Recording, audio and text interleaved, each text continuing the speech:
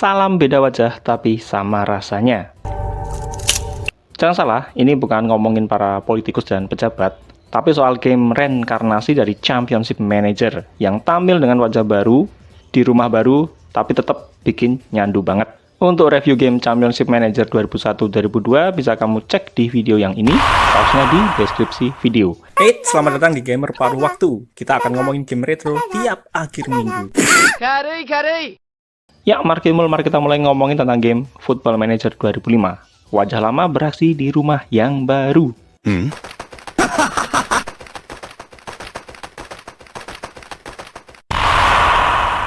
Kilas balik sedikit.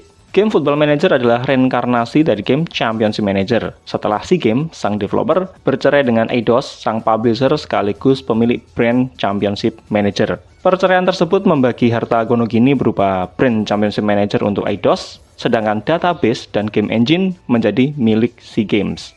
Di mana sebelum perceraian tersebut terjadi, Eidos melakukan perselengkian dengan membentuk studio baru bernama Beautiful Game Studio untuk membuat seri Championship Manager berikutnya. Tapi, saat perselengkian tersebut diketahui oleh pihak SEA Games, Eidos dengan penuh dustanya mengaku bahwa Beautiful Game Studio sedang mengerjakan game action platforming, bukan game manajerial sepak bola.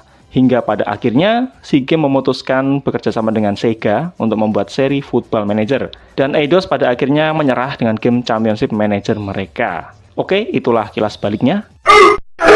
Game Football Manager 2005 dirilis pertama kali pada November 2004. Game yang memiliki nama lain Worldwide Soccer Manager untuk pasar Amerika ini hadir untuk PC Windows dan juga PC Mac. Dengan menggunakan sebuah CD instalasi yang sama persis untuk versi Windows sekaligus versi Mac OS-nya. Kemudian untuk proses produksinya, Football Manager masih dipimpin oleh Miles Jacobson sebagai sutradara sejak beberapa seri Championship Manager sebelumnya. Dan tentu saja dengan dukungan dari Paul dan Oliver Collier selaku pendiri SEA Games sekaligus kreator seri Championship Manager sebagai produsernya.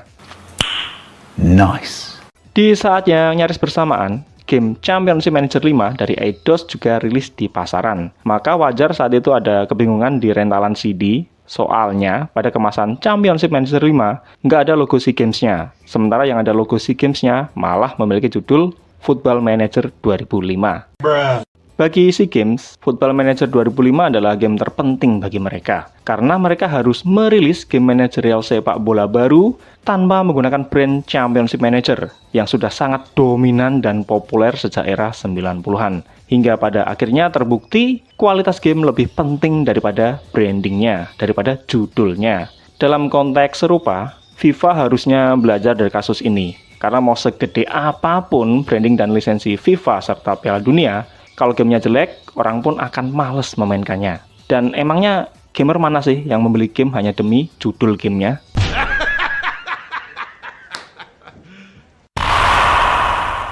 Secara gameplay, ada perubahan cukup besar pada aspek gameplay. Di sini opsi strateginya menjadi makin beragam, termasuk makin beragamnya instruksi individu pada setiap pemainnya. Dan sama halnya seperti pada seri Championship Manager, faktor strategi tetap lebih penting daripada faktor pemainnya. Ya, ini semacam metode Moneyball, juga masih bisa digunakan pada Football Manager 2005 ini. Begitupun pada aspek manajerial, itu pun menjadi lebih bervariasi. Seperti misalnya pengaturan jadwal latihan yang lebih detail, kemudian variabel negosiasi yang lebih beragam, dan juga fitur memanfaatkan media massa. Sampai ada opsi omongan, dan jika kita salah pilih omongan, wah itu pemainnya bisa mutung, bisa ngambek kalau digalakin. Bahkan pemain juga bisa hilang respeknya jika kitanya berlebihan kalau keseringan memberi pujian pada dirinya. Beteloy. Jangan lupakan juga ada fitur main game yang membuat kita bisa saling serang komentar dengan pihak lawan di media massa. Yang menariknya, komentar kita soal pihak lawan juga terkadang berpengaruh pada mood para pemain kita. Subscribe sekarang. Berbeda halnya dengan Championship Manager 2001-2002 atau 2003-2004 yang memiliki setting taktik populer yang sukses mengeksploitasi gamenya, seperti Nakano Tactic di Championship Manager 2001-2002 dan juga The Diablo Tactic pada Championship Manager 2003-2004. Pada Football Manager 2005 ini saya belum menemukan hal yang serupa. Meskipun demikian, tetap ada celah yang bisa dieksploitasi pada gameplay Football Manager 2005 ini, yaitu dengan fokus menyerang dari area tengah, kemudian dengan banyak melakukan umpan terobosan dari lini tengah, dan juga harus memiliki penyerang yang gesit untuk menyambut umpan tersebut. Dan saya sendiri dulu pernah meraih kesuksesan besar saat menerapkan hal serupa dengan Juventus, tapi ketika sekarang saya lakukan ulang dengan Pro Vercelli, ternyata kok butuh waktu panjang banget untuk sekedar tampak hasilnya. Karena di Pro Vercelli ini nggak punya stok pemain yang sesuai dengan strategi tersebut. Dan juga budget transfernya itu, wah itu bikin meringis banget. Jangankan membeli pemain, mau minjem atau merekrut pemain nganggur aja itu banyak ditolak oleh para pemainnya.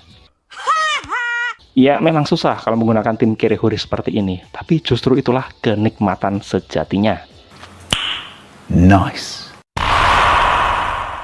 Secara presentasi, Football Manager 2005 membawa perubahan besar. Yang paling terasa tentu saja user interface yang tampak lebih modern, baik secara desain maupun secara interaksinya, yang membuat setiap menu menjadi lebih mudah diakses daripada sebelumnya, lebih intuitif. Kemudian kita juga masih bisa mengcustom user interface-nya, warnanya maksudnya. Ini adalah sebuah hal yang saya suka, karena default UI-nya, user interface-nya itu terasa terlalu terang. Begitupun interface komparasi antar pemainnya menjadi jauh lebih praktis, karena akan langsung menampilkan beberapa pemain lain hanya dalam satu halaman. Kemudian indikator perubahan atribut pemain juga tampak jelas di sini, sehingga itu bisa membantu kita memantau perkembangan atribut si pemain.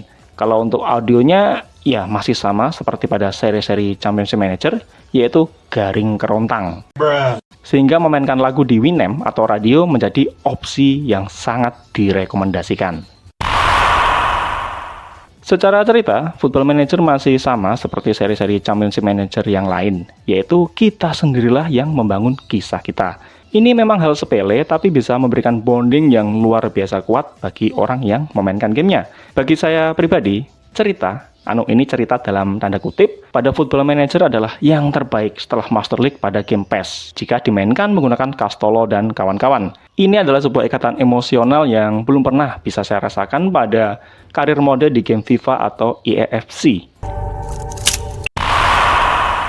Secara keseluruhan, game Football Manager 2005 menjadi pembuktian penting bagi kita bahwa faktor kualitas suatu produk bisa mengalahkan faktor branding suatu produk. Jadi kita nggak perlu merasa takut bersaing dengan mereka yang lebih terkenal. Begitupun kalau sudah terkenal, ya kita nggak boleh lengah menjaga kualitas kita. Dan saya memberi nilai S atau sophisticated pada Football Manager 2005 ini. Selain karena tingginya kualitas yang dimiliki, juga atas keberhasilan SEA Games memulai bab baru dalam hidup mereka. Dan apakah kamu pernah main Football Manager 2005? Dan sampai seberapa parahkah kecanduan yang kamu rasakan? Yuk, tulis saja di komentar, nggak perlu malu. Karena banyak juga kok yang mengalaminya.